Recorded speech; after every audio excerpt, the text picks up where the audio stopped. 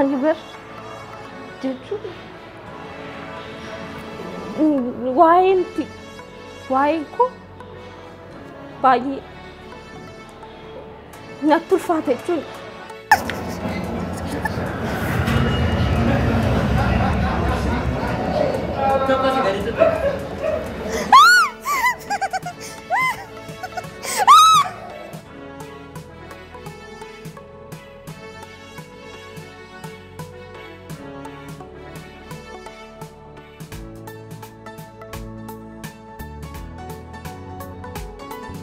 akkam jirtu hordoftootaa fi daawwattoota Gaaffii Times har'a wantoota tokko nu wajjin haasofnaa yeroo gaarii.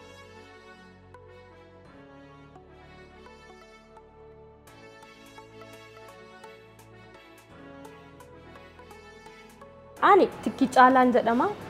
Kan iddoon itti dhaladhe magaalaa Buraayyuu godina addaa naannawaa Finfinnee magaalaa Buraayyuu ganda Gafarsaa Noonnoo keessatti iddoon amma jiraachaa jirus akkasuma.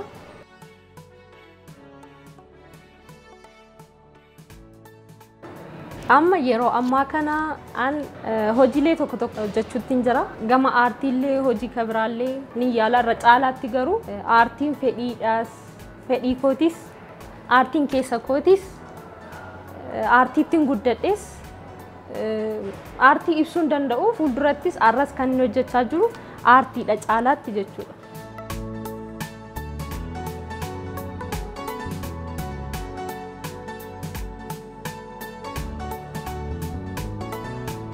Okay, taatummaa akkamii jaallatta? Ani taatummaa addatti baasee adda qoodu hin jiru. Jechuun hunduma isaanan jaalladha.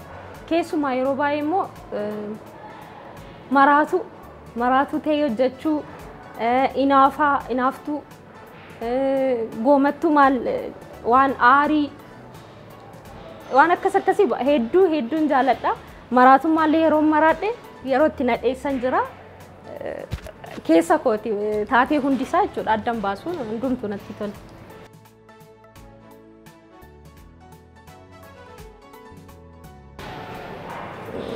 Taatummaa jaallattu keessaa tokko nutti agarsiisi.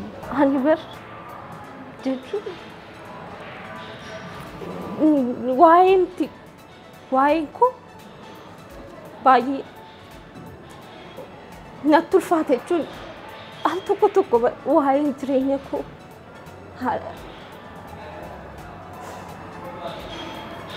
himachuuf natti ulfaata. Yeroo baay'ee ta'umsi nan keessa ture wanti nan keessa darbe himee har'adhee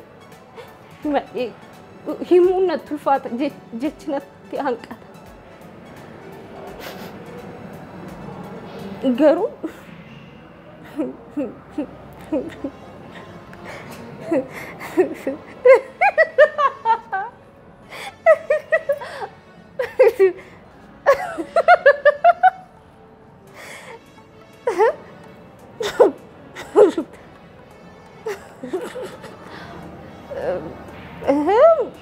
rakkoo qabare kanuma.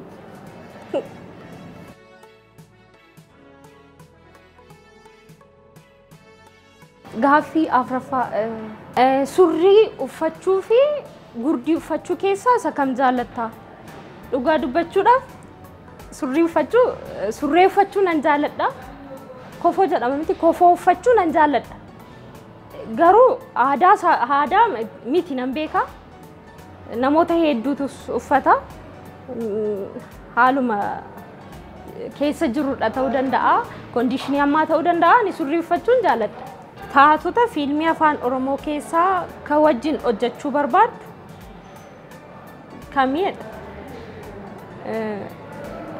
Dhugaa dubbachuudhaaf addatti eenyu abalu jechuu yoon baadhees irra caalaatti aartistoota afaan Oromootiin aaktarii ta'anii jechuun taatee taphachaa turan keessaa aartistoota durii aartistoota kana dura turan yeroo jalqabaarra kan hojjechaa turan aartistoota aartii keessatti turan jedha kan akka Taamiraat Gabbadee fa'aa wajjin hojjechuun nan jaalladha.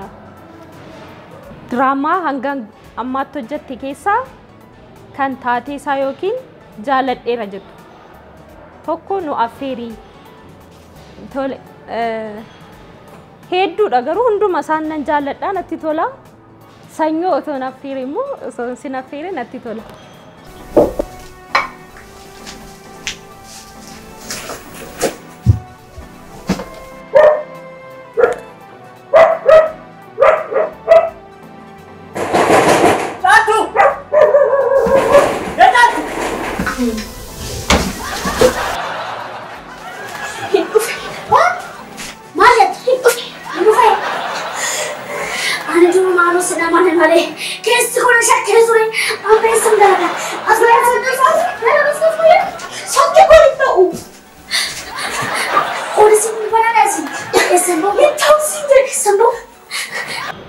Sanyoodha sanyoon wantoota hedduu waanuma dhala namaatti jiru waanuma naannoo tokkotti uumamudha ta'ee waanuma namni namaaf nama gidduutti uumame waan sirrii uumamuu danda'u waan akkasiidha sanyoo jechuun baramaadha gaa walirratti abbaa manaadha manaa waan akkasiiti walirratti baay'isuu ani immoo baay'een qaba ture sanyoo sanarratti haala kamiin garuu durbi immoo gabna miti haala kamiin akkamittiin akka ofirraa gaggeesse jala ba'e waan na mudatee jira isa immoo ilaaluu dandeessu.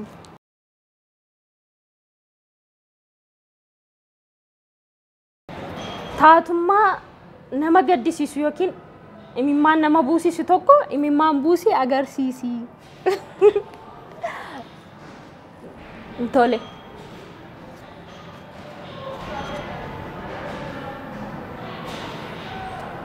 Kaleessa har'as afaantu na dhukkuba afaan koo isa kana miti afaan akaakilee koo afaan abaabilee koo afaan armitti cite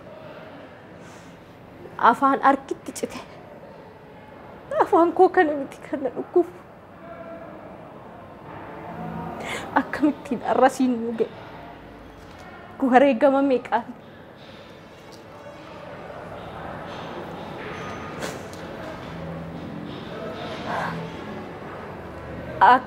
akkooleen keenya abbootiin keenya afaan kan itti caccabanii itti dhiiganii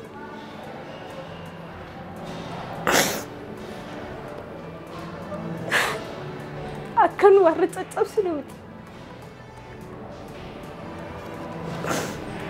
itti dadhabaniitu kana asiin ga'an nan ga'u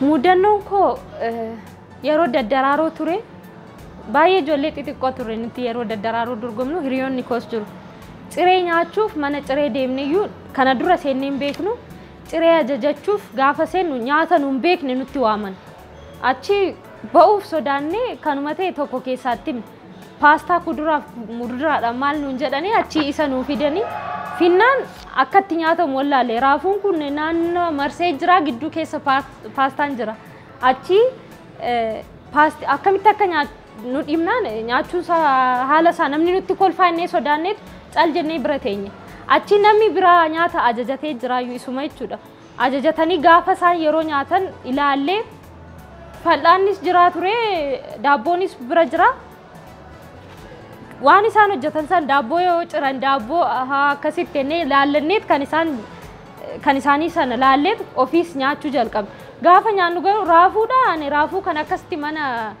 nyaataatti nyaanneen beeknu nu ijoolleedhas akkasitti alatti nyaanneen beeknu achi paastaa qofa gidduudha otoo akkasitti wal harkisu sakaana nurraan gadi bu'aa gidduudha qofa paastaa xiqqoo tokko nyaannee raafucha akkasumatti dhiisnee agaboolle ciree nyaatanii nyaanne qarshii nuu kenname immoo leenjisaa keenya ture hin balleessitu jedhee xiqqoo ture qarshii nuu kenname sanas balleessine nyaatichi immoo qarshii baay'ee fixe otoo waan tokko nyaatiin agaboolle jechuun danda'ama raafuu sanas akkasumatti dhiisnee baanee jechuudha